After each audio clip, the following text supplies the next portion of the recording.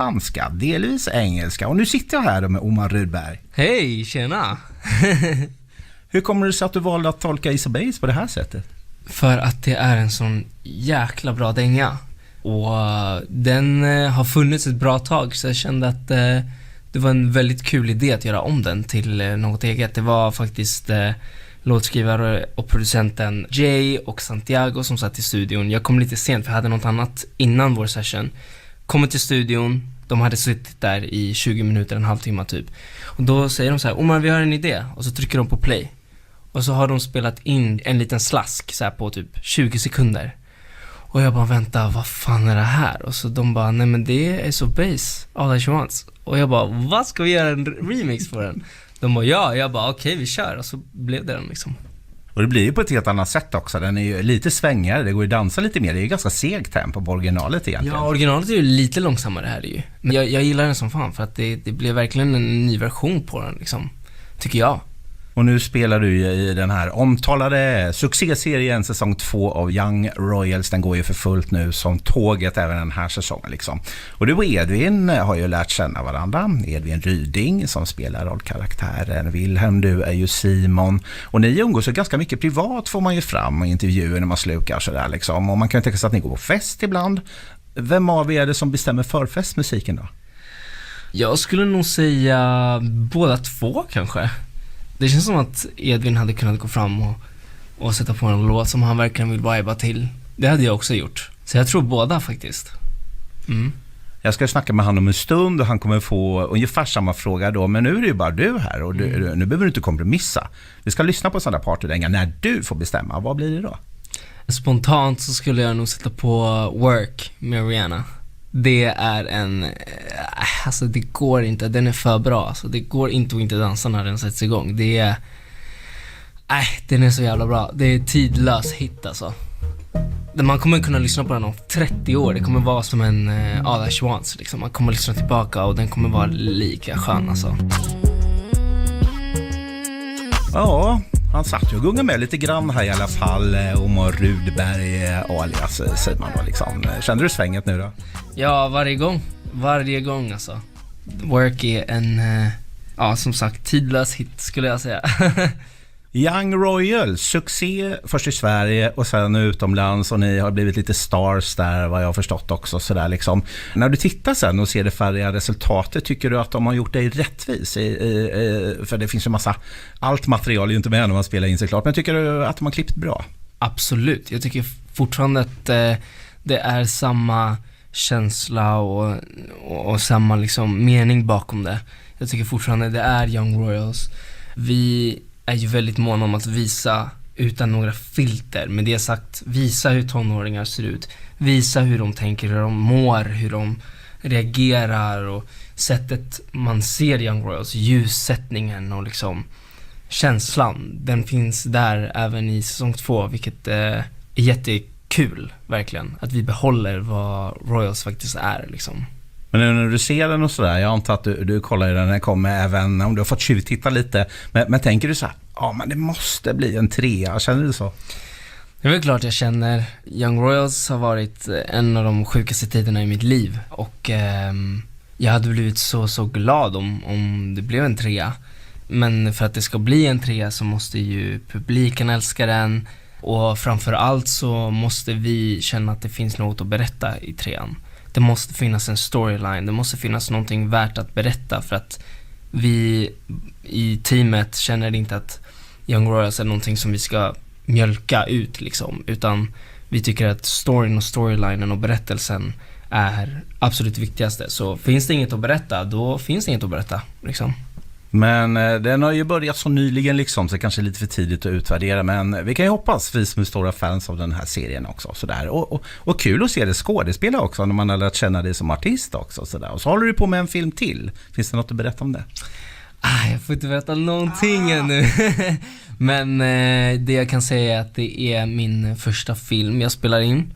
När det kommer ut, nyheten om vad det är för något och sådär, det får vi se. Men just nu måste jag hålla min mun tyst. Och då fokuserar vi på Young Royal säsong 2. Och du har ju heller inte behövt överge ditt artisteri. För Simon, som din karaktär heter, har ju fått en egen låt. Berätta om Simons sång. Simons sång, det är en låt som han skriver i säsong 2. Som han skriver egentligen om Wilhelm, prinsen. Han skriver om sin kärlek till honom. Och det är en version som Simon skriver som från början är skolsången. Alltså den gamla Hilleska sången som alla elever sjungit på varje skolavslutning med kör och sådär. Och då så går då Simon och skriver den här låten och tänker på Wilhelm när han skriver den. Och det är helt enkelt den som jag kommer få släppa.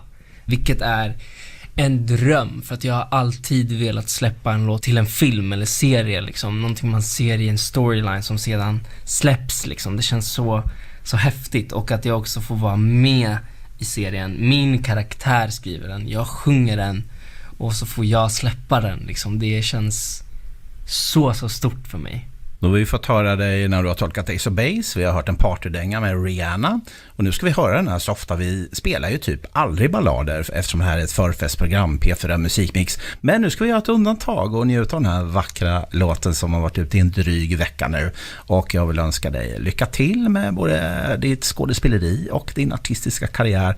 Och hoppas vi ses igen någon gång. Ja, men tack så jättemycket. Ha det så bra. Omar Rudberg där i rollen som Simon och Simons sång, och Omar då som slapp att välja mellan artisteri och skådespeleri. Men vi fokuserar på den andra karaktären nu. Bakom Wilhelm döljer sig ju Edvin Ryding. Nu sitter du här mitt emot mig. Det gör jag, tack för att jag får komma. Var det mysigt att höra Simons sång så här i radio?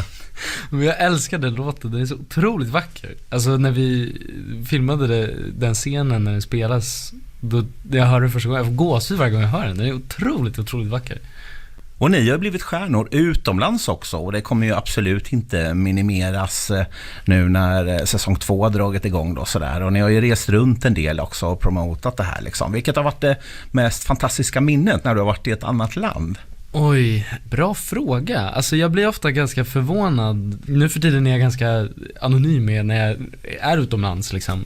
Om det inte är i syfte att liksom förespråka serien liksom. Men jag blir så förvånad varje gång när jag var i London i våras och var helt liksom anonym med det liksom. Ingen visste att jag var där egentligen. Men så kommer det ändå fram någon eller några och liksom känner igen mig och vill ta en bild. Och då, det är så häftigt på något sätt att vi har nått så långt. För det blir så konkret när man faktiskt är där i London, som är så långt bort från Stockholm liksom. Och en svensk serie på svenska har liksom nått hela vägen dit. Det är så rörande. Och så håller du på med en film vid sidan om detta? Jajamän. Det kommer bli en väldigt häftig film tror jag. Avgrunden heter den. Utspelar sig upp i Kiruna. Ja, jag får inte säga så mycket mer än så, men den kommer bli otroligt häftig kommer den bli. Du sa ju lite mer än vad Omar gjorde om hans film i alla fall. kan jag tänka mig. Han är lite färskare. Han har precis börjat spela in. Jag har precis avslutat inspelningen. Så att vi är lite osynkade där. Men det kommer bli coolt. Ni är ganska öppna med att ni umgås så mycket privat också i mån av tid då såklart, och går ut och festar och lite sånt där. Och han fick ju välja en partylåt då, och du var inte med när jag snackade med honom, så du vet ju faktiskt inte vad han valde för någonting. Men om jag ställer samma fråga till dig då, vem av er är det som bestämmer musiken när ni får festa? Men det är ofta Omar. Men det handlar mer om att så här, jag får sån otrolig prestationsångest när jag ska styra musiken. För jag är så rädd att folk ska tycka att det är dåligt liksom. Och min musiksmak går så mycket upp och ner. Ibland är det liksom alltså orkester för att jag lyssnar på filmmusik, och ibland är det musikallåtar, och ibland är det hiphop, och ibland är det liksom ren pop eller R&B liksom. Men Omar vet alltid vad man vill lyssna på när man ska festa liksom. Händer det att du väljer hans musik ibland och får retas lite typ så här, eller? Det händer typ alltid. Jag brukar i princip alltid sätta på någon av hans låtar och dansa lite. Jag brukar skämmas lite grann. Men jag tycker att det är svinbra, jag skäms inte.